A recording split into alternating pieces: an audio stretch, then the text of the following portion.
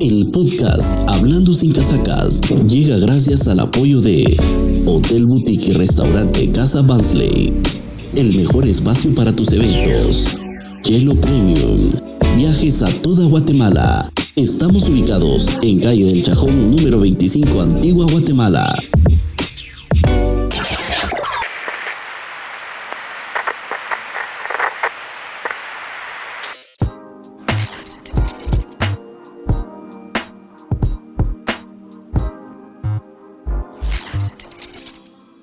Amigos de Hablando sin Casacas, hoy un invitado especial a través de nuestro podcast, el ingeniero Nur Arévalo.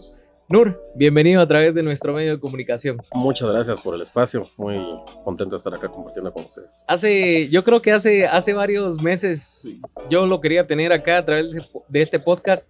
Hoy pues se nos da la oportunidad de tenerlo a través de Hablando sin Casacas, el podcast HSC. Hemos tenido muchos invitados, pero no a un invitado como usted que ha estado en los cuerpos de socorro. Su experiencia pues es muy, muy bonita. Yo quisiera hoy que se nuera con nosotros en el sentido de cómo inició Nur en los cuerpos de socorro, si nos pudiera pues hablar un poquito de sus inicios. Gracias a Hotel y Casa Bansley, y hoy estamos pues acá presentes para llevarles a cada uno de nuestros escuchas, a quienes nos estén viendo, pues parte de la historia de los guatemaltecos, parte de lo que han vivido, lo que han pasado en la historia de Guatemala. Bienvenido. Gracias. Pues es larga historia. Ya tenemos 25 años de estar activos en el servicio. 25 años contabilizados a partir de que ya formalmente me ingresé al Cuerpo de Bomberos Voluntarios de Guatemala. Pues anteriormente, cuando era niño, tuve mis escapaditas por ahí se recordarán ustedes de los famosos caballeros de servicio que estaban a la vuelta de la Sexta. Y pues creo que por ahí se sembraron las primeras semillitas de querer formar parte de una institución de servicio, y pues cuando se dio la oportunidad hace muchísimos años, allá en el año 98 si no recuerdo mal, por temas del conflicto armado muchas personas emigraron fuera del país, y el caso de mi familia no fue la excepción. Nos fuimos en el 81, crecí toda mi infancia en Estados Unidos, y desde ahí pues ya miraba cómo trabajaban allá los cuerpos de bomberos, y eso me emocionaba. Creo que muchos de los integrantes de la institución empezaron de esa manera, miraban la tele con las series, y se fue sembrando esa semillita. Cuando regresamos de vuelta con mi familia a vivir nuevamente aquí en la Antigua, se dio un accidente aquí en la calzada Santa Lucía. Un ciclista lo atropelló una camioneta, y pues obviamente todo el mundo se queda en shock. A mí me daba miedo la sangre para ese entonces, era una situación de impacto. ¿Qué edad tenía, no? Nada, por ahí por los 15, no, fue un poquito más grande, tal vez tenía unos 19, 20 años. La situación fue de que llamaron a los bomberos de esa época, llegaron, y en ese entonces, pues se recordarán ustedes, había aquel famoso picopito con un toldo. Sí. Y pues aquellas camillas militares verdes. Entonces, de las de antes. De las que sobraron de la época del conflicto. Entonces, pues llegaron los bomberos. El paciente, pues afortunadamente, los daños que tenía no eran considerables, pero me quedé impactado de ver la técnica.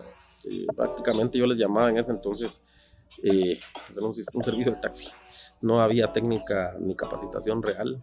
Si uno no se moría del accidente, se iba a morir de la falta de los cuidados adecuados. Para no hacer larga la historia, al día siguiente pues me entró la inquietud y me fui a presentar ahí con ellos. Miren, ¿qué necesitan? ¿Cómo los puedo apoyar? ¿Cómo le hacemos para traer gente de afuera? Como un voluntario. Sí, como un voluntariado. Y ahí empezó la historia. Eso fue con la octava compañía de bomberos voluntarios, la Legión de Santiago, ya hace muchísimos años. Y pues de ese grupo pues empezamos a traer ayuda del extranjero, y empezaron a venir los primeros instructores de afuera. En ese año siguiente me recuerdo que se hizo la primera capacitación de asistentes de primeros auxilios avanzados, certificados por la OFDA a través de la USAID de la Embajada de Estados Unidos, y fue un programa muy exitoso en el que participaron 30 elementos. De esos 30 elementos nunca salía más de la mitad, porque el curso era muy exigente, era un curso internado. O sea, entraban y salían pocos al Sí, final de todo. porque la exigencia de la certificación era la misma que manejaban en Miami Metro, en Estados Unidos, y en otros países de Centroamérica donde estaba implementado el curso. Creo que ahí se dieron los primeros cambios en cuanto a la tecnificación. Agregado a eso, que en esos años, en ese entonces estaba las ayudas que empezaron a venir a través del gobierno del presidente Arzú. Y a ambos cuerpos de bomberos, tanto municipales como voluntarios, les dieron motobombas y ambulancias, y ya empezaron a venir las ambulancias cerradas. Entonces eso ayudó a que se diera, digamos que abrió paso a la revolución bomberil, le llamo yo, porque fue donde esa juventud que había en esa época empezó a trabajar con nuevas técnicas, ya un vehículo cerrado, ya una ambulancia cerrada, ya a colocar sueros, a utilizar ya protocolos que únicamente se utilizaban en otros países desarrollados. Y fue a través de esos apoyos internacionales que se empezó a caminar. Entonces, a partir de esos años, digamos principios de los 2000, empezó a darse un cambio en cuanto a la calidad de servicio, que hoy pues estábamos en pañales en esa época. Hoy creo que ya no estamos ni gateando, yo creo que estamos caminando. Todavía nos falta llegar a correr en cuanto a calidad, pero ya hoy en Guatemala hay diversidad de especialidades y hasta las universidades tienen ya la carrera de paramédico. Entonces fue un tiempo de muchos cambios positivos, con mucho esfuerzo, muchas vicisitudes, pero ahí fue donde nació la historia ¿En qué momento el ingeniero Nur Arévalo se da cuenta de que esta profesión era para usted? Yo creo que fue a partir de ese accidente, como lo mencioné. Pues ahí fue donde usted dijo, esta es mi vocación. Tengo que involucrarme y pues me gustó. Yo creo que esto es como cuando a alguien le gusta el fútbol, ¿verdad? O sea, uno empieza a investigar, empieza a acudir a más temas de capacitación y eso fue lo que pasó. Y creo que se dio un momento clave, por lo menos en la Antigua, donde de esa generación que éramos bastantes jóvenes, ya estaba por jubilarse el grupo que estaba en ese entonces de la vieja escuela, y creo que eso abrió el paso. Entonces todavía tengo muchos colegas, compañeros que están en muchas estaciones de la localidad, del sector, y ya pues algunos están jubilando, pero creo que pues, es una carrera bonita, es algo que la única satisfacción que nos deja a nosotros es el haber podido salvar a algo, haber podido ayudar a alguien. Nur, en algún aspecto, ¿cómo es que se hace cambio? El estar en bomberos voluntarios, como usted lo decía, y llegar a los bomberos municipales, ¿qué fue lo que cambió? ¿Qué fue lo que se dio en este proceso de iniciar ya en los bomberos municipales? Bueno, como les decía, inicié en el Cuerpo de Bomberos Voluntarios. En esos años fui director de la 8ª compañía. Después estuve algunos años como director de la región occidental central, que incluía Zacatepec y Chimaltenango. El tema es que en bomberos voluntarios en esos años se manejaba mucha política interna, y de hecho aún sigue ese sistema de elección interna, y yo creo que podíamos crecer un poquito más. En ese entonces la Antigua estaba en un punto donde, por ser una ciudad tan especial, la demanda que se estaba dando en la cantidad de servicios iba creciendo, y nos estábamos quedando rezagados. De esa cuenta fue que con un grupo de los mismos, algunos miembros de la 8ª compañía, decidimos separarnos, porque no sentimos que en ese entonces de la capital estaba viniendo el apoyo que necesitaba la Antigua. Creímos en ese entonces que podíamos crecer más a través de gestiones propias, a través de la nueva institución. Nos acercamos a la municipalidad en ese entonces estaba el profesor Antonio Silésar como alcalde. Estamos hablando hace casi 20 años. Hace 21 años. 21 años. 21 años. Entonces, pues nos dimos a la tarea de presentar el proyecto. Lo recibieron con beneplácito, pero sí nos dijo la municipalidad, pues háganlo, pero la MUNI no tiene nada que darles, porque no había capacidad en ese entonces. No había capital. Pues teníamos los contactos, teníamos gestiones, la iniciativa privada. Don Jorge Castañeda, a través de Funda Antigua y Hotel Santo Domingo, nos apoyó para traer el primer equipo que tuvimos, y lo que hicimos fue que tocamos puertas en Estados Unidos, que gracias a Dios en esa ocasión nos vino equipo suficiente para 16 estaciones. Entonces agarramos el equipo que necesitábamos para crear la a nivel Zacatepec. Entonces agarramos el equipo que era necesario para abrir la estación de Antigua, de municipales, y el resto se repartió entre todas las estaciones de la región. Y ahí fue como empezamos. Entonces tuvimos que crear una asociación, y eso es como trabajamos hoy, que es la Asociación Bomberos Municipales de Antigua Guatemala. Nura, hablábamos de una cosa bien curiosa y me gusta en la situación de hablar de 18 estaciones. Hoy, ¿cuántas estaciones mantienen Zacatepeques de bomberos municipales? Y yo digo que cuando empezamos hace muchos años, era Antigua y Jocotenango los que cubrían la región. Los únicos dos. Eran los únicos dos. ¿Para todos Zacatepeques? Sí, digamos, estaba Santa María, estaba la 55 Compañía de Lotenango. A la gran. Y de ahí para la otra parte, pues ya solo era Jocotenango. Entonces, básicamente que éramos 4 estaciones cubriendo todos Zacatepeques. ¿Qué hacían? San Lucas, que estaba en el sector de arriba. ¿Qué hacían, no? Tocaba ir. Y cubríamos. Recursos, el tema de gasolina, el tema de botiquín para poder apoyar a las personas que tenían algún accidente. Miren, creo que eso fue la época oscura y dura de las instituciones. Porque que nadie sabía. Sí, digo yo que solo fue por gracia de Dios, porque tocaba salir a recaudar con el famoso botecito de la alcancía. Y de ahí se sacaban los recursos para operar, porque sí nos tocaba cubrir casi todos Zacatepeques. Hoy, gracias a Dios, no hay ningún municipio de la región que no tenga su propia estación, ya sea voluntarios o municipales. Pues eso es una ventaja, porque ayuda a cortar los tiempos de respuesta, que son vitales en el tema de emergencias. Pero sí vivimos las épocas donde fuimos pocas. De hecho, Antigua no fue, digamos que hace muchos años, la Antigua lo que tenía, su primera estación fue el Cuerpo de Bomberos Voluntarios, pero no fue la 8ª compañía como se conoce hoy, sino que fue la 2ª compañía. O sea, hubo una estación aquí antes que estaba ubicada por la Merced, hace muchísimos años. Luego por X temas la cerraron, la volvieron a abrir en Misco, y 7 estaciones después vuelven a ser la 8ª compañía, a través de la organización de la Legión de Santiago. Posteriormente pues ya nació el Cuerpo de Bomberos Municipales, y poco a poco pues fueron surgiendo otras estaciones en la región, pero sí muchos años fue Jocotenango y Antigua los que cubrían el sector. Nur, hablamos un poquito parte de la historia, cómo ha venido usted viendo el progreso de los cuerpos de socorro, tanto voluntarios, municipales. Para mí es nuevo, yo lo conocí a usted ya como parte del Cuerpo de Socorro Bomberos Municipales. Me llama mucho la atención porque para eso son los podcasts, ¿verdad? Hablan un poquito de la situación que se vive en el día a día. ¿En qué momento decir, bueno, pues aquí estamos, seguimos dándole marcha? ¿En qué momento usted, yo me imagino que en algún momento dijo, ya no aguanto, quiero tirar la toalla? ¿Ha pasado eso? Muchas veces. ¿Por qué? Muchas veces. Digamos en el ámbito administrativo, porque es difícil.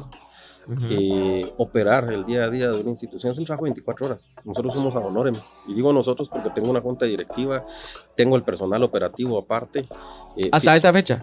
Hasta esta fecha, 21 años que tiene el Cuerpo de Bomberos Municipales de la Antigua, pues ha sido un trabajo de voluntariado, de honor en todo el tiempo. De hecho, la esencia de todas las instituciones, ya sean voluntarios o municipales, es de que hay un pequeño grupo de personal asalariado, que es el que está 24 por 24, y el resto pues se apoya con el puro voluntariado, y creo que ese es el recurso humano más valioso que tienen los cuerpos de bomberos. Llega un punto donde uno se cansa porque en esa época, entonces, cuando estábamos hablando hace muchos años, al bombero se le exigía que se capacitara, que cumpliera con su turno. Somos una institución con organización castrense, entonces hay mucha disciplina, y entonces el no cumplir con su rol de turno será sancionado. Y encima decirle todavía al bombero en esa época, mira, tenés que salir con una alcancía a la entrada de la ciudad a recaudar y exponerte a que te tire un carro. Creo que eso en muchos elementos llevó su carga, y en algún momento pues dejaron el servicio. Dijeron ya no. Ya no. Y a nivel administrativo, pues la constante falta de recursos y presupuesto. Aunque hay presupuestos para algunos cuerpos por parte del Estado, no son suficientes. En el caso de los bomberos municipales de Antigua no tenemos presupuesto del Estado. Es el presupuesto que da, bueno, ahorita tenemos el convenio recién firmado nuevamente con la municipalidad, pero son 35,000 quetzales que no aportan realmente el total de nuestros recursos. Entonces cansa, pero ahí seguimos en la lucha. Administrativamente, si habláramos de un capital, ¿cuánto es la inversión que debe tener un cuerpo de socorro para poder cumplir con las emergencias, la atención a las personas, que a veces son servicios mínimos? Cuando a una persona se le baja, se le sube la presión, pues eso incluye también gasto de gasolina. ¿Cuánto el presupuesto realmente que ustedes deberían de tener anual o mensualmente? Para hacer un cálculo, La Antigua tiene 2 periodos, digamos, de población. Solo Antigua. Solo Antigua. Estamos Ajá. hablando Antigua y sus aldeas. Ajá. Digamos que en horas hábiles y entre semanas estamos hablando de una población de 60 o un poquito más arriba de 60,000 habitantes. En horas dormitorio, si son tiempos de paz, fines de semana, donde no hay actividades en Antigua, estamos hablando de 45,000, 47,000 personas. Y eso estamos hablando solo Antigua. Cubrimos 8,000 emergencias, aproximadamente 7,500, 8,000 emergencias anuales. Solo la estación de bomberos municipales, voluntarios andarán por un número similar. Cada servicio que nosotros atendemos nos cuesta en promedio 380 quetzales. Cada servicio. Cada servicio. Eso dividámoslo entre guantes, equipo descartable como Evitane. La unidad se tiene que sanitizar después, máxima hora en épocas de post-COVID. Si estamos hablando del mantenimiento de los vehículos, que son llantas, desgaste de aceite, el combustible en sí. Al final los vehículos con los que contamos en muchos casos son vehículos de segunda mano. Exacto. Y el empedrado de la Antigua les pasa la factura con el sistema del tren delantero. Entonces, dividiendo todos estos, digamos, puchitero de costos, nos sale más o menos 380. Multipliquémoslo por el promedio de los 8,000 emergencias al año. Es bastante dinero. Y no estamos hablando ahí de compra de vehículos, no estamos hablando de compra de equipo protectivo para un bombero, no estamos hablando de los costos del día a día de la operación en sí, porque hay que pagar renta de oficina, hay que pagar internet, hay que pagar el agua, hay que pagar la luz. Y algunos otros gastos, no estamos exentos de impuestos. Si se compra algún aditamento, medicamento, un suero, pues eso paga impuestos. Entonces mucho de lo que tenemos, digamos, no entra netamente en efectivo, sino que es la gestión. Nuestro sistema de comunicación de radio, por ejemplo, tenemos repetidor análogo en el CAN, pero hoy pues ya pasamos a un sistema digital que nos funciona muchísimo mejor, pero eso es, digamos, es un costo. Es una plataforma que cuesta $3,800 anual la licencia. Obviamente nos la están donando, la misma empresa que tiene el servicio nos lo dona en Antigua, pero hay que ponerle un precio a ese donativo, pues. Exacto. Que si lo tuviéramos que producir, ahí se va inflando el presupuesto. Y es vital para nuestras comunicaciones. Ventajas, pues nos permite tener una calidad superior en cuanto a comunicación, versatilidad, es un sistema híbrido. Por decir un ejemplo, el director médico está en Estados Unidos porque allá trabaja y cuando los elementos están en la calle con algún paciente necesita una autorización para administrar algún medicamento, él les contesta en Estados Unidos como que si estuviera aquí al lado. Entonces, la tecnología tiene precio, tiene costo. Por ejemplo, si en un incendio nos tocara utilizar espuma, eso es caro. Obviamente se ha conseguido donado. Entonces sí, el presupuesto es caro. Un traje protectivo de un bombero, entre nosotros le llamamos la casaca, el pantalón, el casco, su escafandra, guantes y su equipo de respiración autónoma. Mucho trabajo de gestión a través de las ayudas que vienen internacionales, ayudas locales. Digamos que el presupuesto que nos da la municipalidad de 35,000 a través del convenio de subvención es el 20% que tenemos hasta ahora, es el 20% de nuestros costos totales. El resto viene de la iniciativa privada. Nosotros ya no recaudamos, eso es algo que se radicó desde hace varios años. Y lo que hacemos es de que pues se hacen gestiones de solicitudes o tanto donativo de equipamiento o algunas entidades, pues hay donantes particulares. Llega, gracias a Dios. En algunos casos salimos, hay épocas vacas flacas y hay épocas que hay bendición. Viajes de agua, por ejemplo, es una forma en que nos hacemos de fondos. Las pipas. Las pipas, tenemos una división que se llama Transportes y Servicios Paramédicos, que es una ambulancia que es full equipo para traslados privados de los hospitales. Entonces eso nos genera un ingreso a la institución también. Tenemos que ir innovando, a veces hacen fiestas, hacen rifas, ahí vamos luchando el día a día para mantener, eso es lo que desgasta a veces en la administración, sí. Pero vamos, y luego hay que ponerle en cuenta el desgaste psicológico para los elementos. Para cada uno de ellos. De lo que cada uno va viendo en el día a día en su servicio. Nur, cuando hablamos de el tema de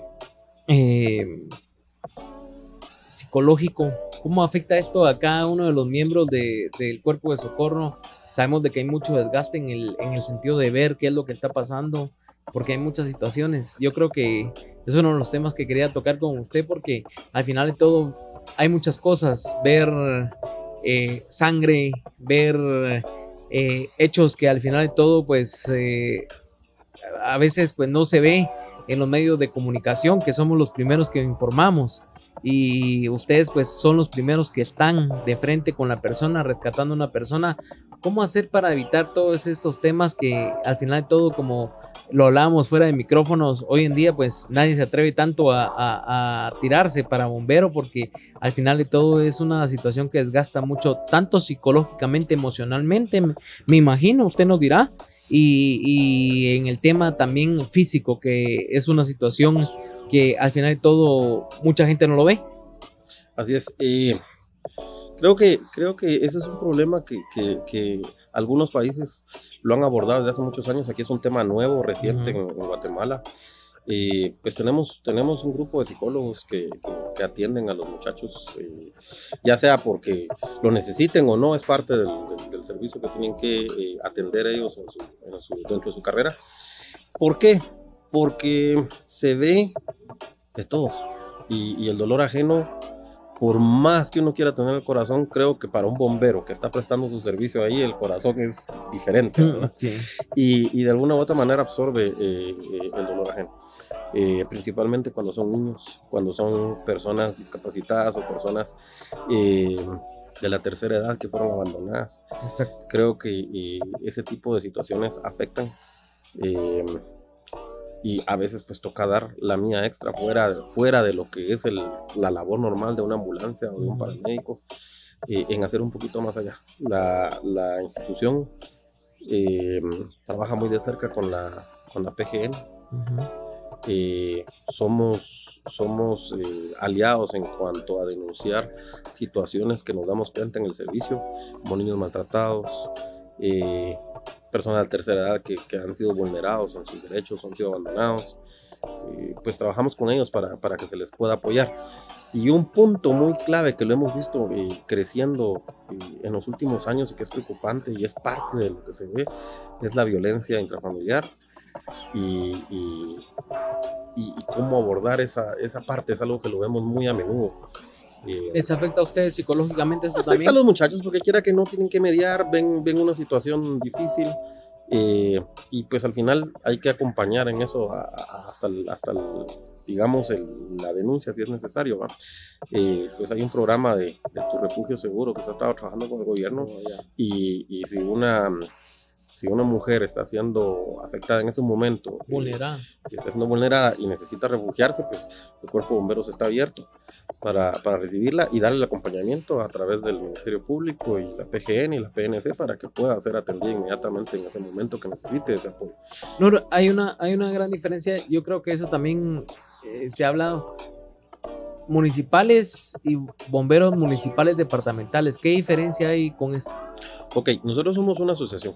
Es la Asociación Pro Bomberos Municipales de la Antigua Guatemala, con su personalidad jurídica propia, una organización que tiene cuentadancia con la Contraloría. Estamos en ley con respecto al licenciamiento para operar a través del decreto 8187. Y pues la diferencia entre el otro cuerpo, digamos la otra asociación, es jerárquicamente somos iguales. Ambas tenemos nuestra academia técnica autorizada por el Ministerio de Educación, pero digamos que nosotros nos enfocamos netamente en Antigua, que es nuestra preocupación. Ellos empiezan a gestionar a nivel nacional para las estaciones que no tienen la forma fácil de poder acercarse al gobierno y gestionar sus propios recursos. Entonces lo hacen a través de ellos, se afilian a ellos. Entonces ellos su función es macro: gestionar ante el Congreso, hacer las compras, comprarles sus vehículos, etcétera, graduar a su personal a través de su academia técnica. Mientras que ellos trabajan a nivel nacional, pues nosotros lo hacemos a nivel local. Entonces, de hecho somos una asociación un poquito más antigua que ellos, pero pues la misión de nosotros como antigüeños, digamos, era la antigua. Nunca nos interesó crecer más allá a nivel nacional, porque ya ellos estaban haciendo ese trabajo. No, netamente yo creo que hemos visto y escuchado también a través de nuestro podcast parte de la experiencia que usted ha tenido en los cuerpos de socorro. Yo quisiera saber personalmente cómo ha sido en el tema de poderse adaptar. Sabemos de que incluso como usted hablábamos, una situación de las cosas paranormales. ¿Han vivido ustedes esto? Sí. Es algo que yo creo que todos han esperado y siempre decimos, a veces en las ambulancias se dan muchas cosas y una de esas, yo creo que los medios de comunicación también la hemos vivido en la situación de que fallece un XY persona, porque no podemos decir nombres definitivamente, pero en un servicio muere una persona, un paciente, y esto se vuelve tan mítico, porque a veces dicen, como decían las abuelitas, ahí se queda el cuerpo, se queda el alma. ¿Qué experiencias han tenido ustedes? Hay muchas, muchas. Me imagino. Nos toca dividir entre la ciencia y lo que es paranormal, ¿verdad? Lo que se puede y no se puede probar. Sin embargo, hay tantas historias. Nosotros hace muchos años tuvimos una época donde había una racha de accidentes en la Bajada de las Cañas. Siempre eran en la madrugada y siempre los accidentados manifestaban de que una mujer de blanco se les había atravesado. Me da miedo pasar por ahí. Y era recurrente la historia. Por ahí habrán, si buscan en el Google, habrán historias ahí. La mujer de blanco. Sí, la mujer de blanco. Y posterior, pues los muchachos siempre han dicho de que a veces en la noche les mueven un sartén, sí, o escuchan ¿En la pasos. estación? En la estación. No digamos las ambulancias, por ahí han invitado a algunos personajes expertos en el tema paranormal y llegan con sus instrumentos y en la estación de Antigua aparentemente tenemos tres entes que habitan la estación, uno que se sube y se baja de la ambulancia, de ellos es un niño. Pues yo en lo personal vi una vez una manita pegada, cuando los vidrios se empañan, aparecen manitas adentro de las cabinas de los vehículos de un niño. Pues aparentemente es uno de los entes que habitan ahí. Y luego, pues posterior, que en una fecha posterior vamos a tener la oportunidad de verlo. Sí, lo vamos a hacer. Y una de las cámaras de seguridad pues captó un fenómeno ahí bastante aterrador. ¿Qué era? Pues es una mujer de blanco que se materializa, la famosa mujer de blanco, pero ahora sí captada en video, con otro ente más pequeño, ahí en el río, a la par de la estación, y el que no es creyente a partir de esa imagen se vuelve la piel porque creyente. Yo comenté eso, incluso para quienes nos están viendo o escuchando, con Nur hablamos en una ocasión de eso porque se recuerda que nos topamos en una conferencia de prensa y me dice Nur, yo quiero que veas este video. Y yo cuando veo el video, yo dije así, y lo digo abiertamente, puta madre, o sea, ¿qué es eso? Es algo que no es de este mundo. Y uno se queda asombrado porque uno dice, no, o sea, no corresponde acá, no es de acá. Y yo creo que en algún momento, pues, son imágenes que se van a mostrar y que las vamos a ver en más de nuestro medio, más vamos a estar con Nur también, y yo creo que en algún momento usted lo dijo también, pues son cosas que no son de acá. Así es, mire, al final cabe mencionar pues, las personas como lo decía, a veces pierden la vida de formas trágicas, de formas en el que todavía tendrán asuntos pendientes por resolver. No encuentran luz. Y no encuentran la forma de hacer su transición, y puede ser que por eso sea. Hay muchas historias, yo te puedo contar las mías, el personal de la estación tendrá muchas ¿Cree en eso, Nur? En el sentido de que puedan haber entes paranormales. Sí. Yo creo que algo muy sencillo para poderlo decir, y por eso no creer, te voy a poner un ejemplo, entre la ciencia y lo que puede ser paranormal. Las transmisiones de radio coexisten en el momento en que estamos hablando. No las vemos, pero creemos y las usamos todo el tiempo. Una llamada telefónica, una transmisión de radio. Entonces, si en tiempo y espacio, en la física, puede coexistir esa energía, pues la verdad es que hay muchas cosas que no entendemos aún de cómo es que el alma habita en el cuerpo de un ser humano. Pues puede ser, somos energía al final. Yo creo que es una cosa bien curiosa, porque en algún momento uno dice, en los medios de comunicación uno ha vivido cosas que son tan increíbles. Yo lo viví propiamente y lo he contado, pero a veces la gente no cree. Dice la gente, no hombre, ¿cómo es posible eso? Yo no creo en los fantasmas, yo no creo en lo sobrenatural, pero que al final se vuelve tan real y que es parte de lo que nos hace vivir en la historia de Guatemala. Como Guatemala tiene muchas cosas en el tema de fantasmas, apariciones, y que es parte de nuestra sociedad. Es parte de nuestro folclore. Yo creo que la Antigua no es la excepción. La Antigua se presta y ahí tenemos tantas historias bonitas de personajes de la Antigua, la Ciguanaba, el Salvador, etcétera, que creo que de alguna u otra manera quien escribió esas historias o se fueron pasando a través de las generaciones vinieron porque algo vieron, algo pasó. Y Y creo que es parte de nuestro folclore como antigüeños. Nora, hay un tema muy importante en esto de lo que estamos hablando. Yo creo que hace unos meses hablábamos y era lo que decía yo anteriormente. Se habló en algún momento las cosas paranormales, lo que pasa dentro de los cuerpos de socorro. Yo creo que a veces se queda en incertidumbre de decir, no, aquí no ha pasado nada, pero claramente han pasado muchas cosas. Y a nuestro equipo de trabajo, el que está aquí presente, en algún momento yo creo que se los mencioné y les dije, yo vi un video que Nur nos enseñó y que pasó una cosa paranormal. ¿Cómo toman ustedes esto? Y nárrenos parte de lo que ustedes vivieron en ese momento. Fue una situación curiosa. Habían entrado llamadas a la estación de varios vecinos que se escuchaba una persona llorando. Mucha atención. En el río. Ya en alguna ocasión, hace muchos años, pues pasaron dejando ahí el cuerpo de una persona. Entonces, ¿ya había ocurrido esto varias veces? No, esa fue la primera vez que se escuchó o sea, que llamaron porque escuchaban a alguien quejándose. Entonces, pensando que tal vez alguien había pasado tirando algún cuerpo, alguna persona moribunda. Gracias. Pues se dieron a la tarea de ambos cuerpos, que llegaron las dos instituciones a buscar en el río junto con algunos vecinos y no encontraron nada. Yo en ese entonces venía con otro compañero de Reu, rumbo a la Antigua. Eran como las 2 de la mañana.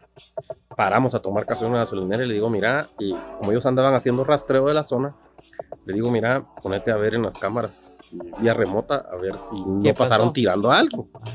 De repente aquel se le pone la piel erizada y se me queda viendo y me dice, mira, hay una mujer que sale del río. Y vamos a ver el video. Resulta que aparece primero un ente pequeñito, una sombra con ojos brillantes, y se ve como si fuera un mono caminando a través del río en la orilla, y posterior digamos que se materializa esa mujer que está de blanco. No se le ve la cara, se le ve el pelo largo cubierto y descalza. Flota y se empieza a caminar, se va para la orilla del jardín que está al lado opuesto a la estación, y se va caminando y se vuelve a desvanecer, ya saliendo en el paneo de la cámara. Las demás cámaras no lo captan, solo ese. Y coincidió con... ¿Cuántas cámaras hay ahí? En la calle hay 3. Hay 2 que se cruzan el sector y solo una la grabó. Es un fenómeno muy extraño. Cuando uno se para en el puente, pues no hay forma, hay casi 3,5 metros de altura como para que alguien pudiera agarrarse subir de ahí. Y pues es una situación inexplicable, más que lo que uno está viendo. ¿Qué hacen ustedes? En ese momento fue un asombro. Sí, o sea, no se le deja a uno de pisar la piel en ese momento porque ya los muchachos habían dejado de hacer el rastreo, pero coincidió el famoso lamento que se escuchó. Los muchachos lo describían como alguien que estaba muy triste, y después, pues ya posterior vemos la imagen esa, y pues muy dramático el momento. Yo creo que no le había preguntado, ¿usted es evangélico, católico? Católico. ¿Cuáles son las creencias? ¿Usted cree en estas situaciones tan profundas que al final de todo yo creo que es parte de lo que decimos a través de nuestro podcast, en el creer en personas que no encuentran luz? Yo diría que puede ser algo así. Creo que como les decía, son personas que tal vez en algún momento fue trágico y se quedaron con asuntos pendientes y están buscando en esa etapa cómo salir de acá, y se manifiestan a veces tal vez pidiendo ayuda. Algo que se dio muy extraño ahí es que habían altares. Cuando de día bajaron al río, encontraron varios altares. Digamos que lo que se conoce comúnmente como brujería. Y no sé, puede ser que algo esté ligado a esos fenómenos, ¿verdad? Pero sí, la descripción de lo que ellos escucharon y los vecinos que llamaron era como un lamento y posterior la imagen. Sea o no sea la Llorona, pues no sé. Pero son cosas que se quedan en conta. Yo creo que en algún momento las personas van a ver este podcast y van a ver también de la exploración que vamos a tener nosotros en la estación de ustedes, porque tenemos mucho que ir a ver con ustedes, ir a hacer a través de nuestro medio de comunicación, de Hablando Sin Casacas, porque es parte de ir a conocer lo que ustedes viven diariamente.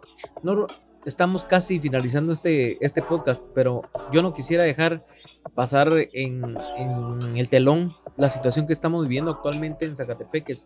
hechos de tránsito. Algo que está ocurriendo mucho. Preocupante, muy alarmante el tema de las motocicletas. ¿Qué está pasando? Empezamos una campaña hace aproximadamente unos 5 meses, porque empezamos a notar una estadística creciente de accidentes de motos. Exacto. Pero a un nivel alarmante. Son 5 o 6 accidentes de motos, la mayoría graves. Y eso es lo que nosotros atendemos. Las demás instituciones andarán por una estadística similar.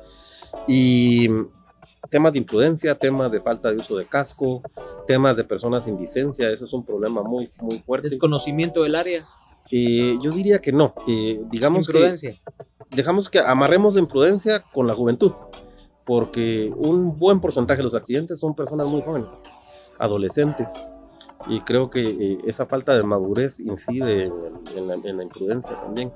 Entonces sí es una situación que hemos estado notando y de alguna u otra manera las instituciones encargadas de hacer valer la ley pues tienen que hacer sus operativos. De hecho lo pedimos como institución ante la gobernación, porque sí es alarmante. O sea, casi que octubre fue un mes donde la mitad de nuestras emergencias cubiertas eran accidentes de motos en la localidad y adentro del antiguo. ¿Qué mensaje le enviaría usted como uno de los fundadores del Cuerpo de Socorro de los Bomberos Municipales de Antigua Guatemala a aquellos jóvenes que nos ven, que nos escuchan?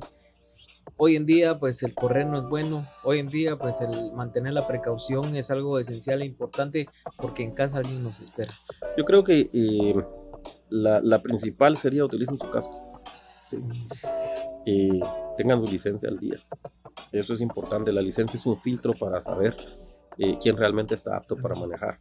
Y tercero, cuando uno es joven pues todo lo ve fácil, todo lo ve como que yo aguanto, yo soy fuerte. Y la verdad es que una caída a menos de 30 kilómetros por hora, los daños que pueden incidir en el cuerpo son muy graves. O sea, hemos visto casos de jóvenes con la columna separada completamente, ellos van a quedar totalmente discapacitados, ¿verdad? Y en plena juventud. Entonces sí es importante que tomen conciencia de eso. Carreras clandestinas es otro fenómeno que hemos estado teniendo y mucho. Ahí gobernación pues ya está haciendo su tarea, porque sí lo hemos denunciado, pero es parte de lo que se está dando con las motocicletas. Definitivamente. Nur, ¿cómo hacemos para apoyar a los cuerpos de socorro de ustedes, los bomberos municipales? ¿Qué métodos hay? ¿Cómo podemos llegar a ustedes para poder apoyarlos, ayudarlos? Sabemos de que este podcast pues no se ve solo aquí en Guatemala, sino que en otras partes, a las personas que deseen ayudarles, colaborarles. ¿Cuáles son los métodos para poder llegar a ustedes? Pues el primero, contactar a nuestras oficinas, el número 4144-2323, que es nuestro PBX, ahí pueden pedir ayuda por una emergencia, pero también nos pueden redireccionar con nuestra atención en oficinas. Pues ayuda de todo tipo necesitamos, insumos médicos, guantes, sueros, Vitane, todo lo que se utiliza en el día a día, y de cualquier posible ayuda internacional, pues lo que se requiere en el día a día de los bomberos. Los equipos son los más caros para el combate de incendios y pues hay algunas entidades, cuerpos de bomberos en Estados Unidos nos están apoyando, pero si hay allá en la comunidad guatemalteca en Estados Unidos o en algún otro lugar donde puedan conseguirnos equipo, pues contáctenos y ahí lo trabajamos. Cabe mencionar que hace 4 días acabamos de recibir una quijada de la vida completa de última generación. Qué bonito. Proveniente de la empresa Lucas en Alemania, que es el fabricante. Y eso fue una gestión que hizo la institución a través del Club Rotarios Guatemala Norte.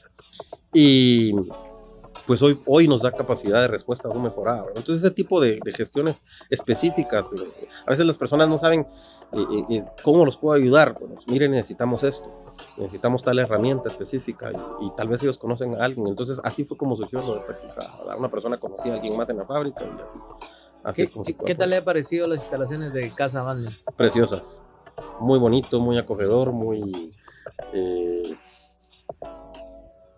es un lugar para venir a relajarse. Definitivamente. Nur, qué gusto tenerlo. Gracias a ustedes. No es ni la primera ni la última vez. Sabemos que lo vamos a tener en otra ocasión. Muchas gracias. A ustedes, muchas gracias. Gracias.